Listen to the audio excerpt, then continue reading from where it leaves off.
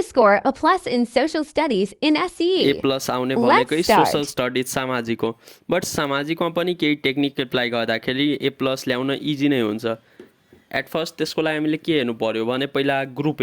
Group एमा हामीसँग total 11वटा फेरि सर्ट क्वेसन हुन्छ जसको एन्सर हामीले के गर्ने भने 2 सेन्टेन्समा लेख्ने त्यो पनि फुल एक्ज्याक्ट लेख्ने यताउता कुरा नलेखिकन क्वेसनले जे मागेछ पुरै एक्ज्याक्ट हामीले त्यही एन्सर दिने हो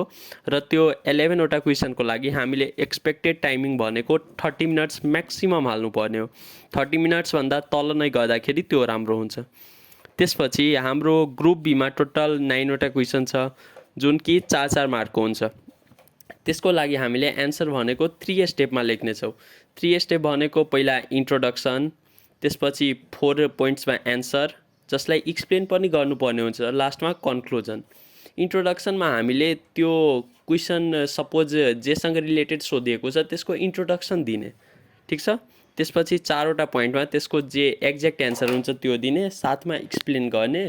र लास्टमा कन्क्लुजन लेख्ने त्यसको एक्सपेक्टेड लेन्थ भनेको हामीले 1.5 पेज जति राख्दा राम्रो हुन्छ अनि हरेक क्वेसन गर्नको लागि हाम्रो टाइम भनेको 10 मिनट दिनु पर्यो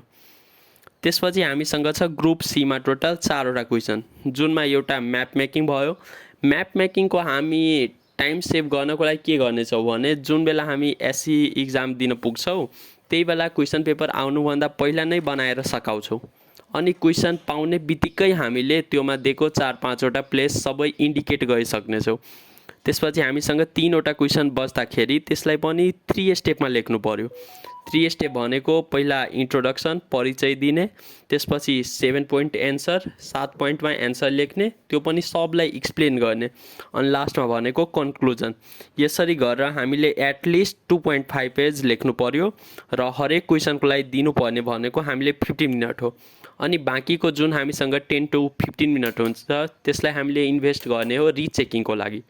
अनि यसरी प्लान्ड वेमा गर्न सक्यो भने त्यसको साथसाथै केही एक्स्ट्रा क्रिएसन पनि गर्नु पर्यो like as table flow chart योहरूमा एन्सरलाई हेराउँदाखेरि पोइन्टहरूलाई अझै राम्रो देखिन्छ त्यसकारण क्रिएटिभिटी राम्रै देखिनु पर्यो प्लसमा फेयर एन्ड क्लिन ह्यान्ड राइटिङको साथसाथै हामीले एक्स्ट्रा टाइम रिचेकिङको लागि खर्चिनु पर्यो यही प्लान्ड वेमा गर्यो भने हामीले इजिली एसईमा सोसलमा A+ ल्याउन सकिन्छौँ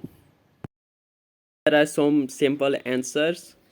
which you can take as a reference.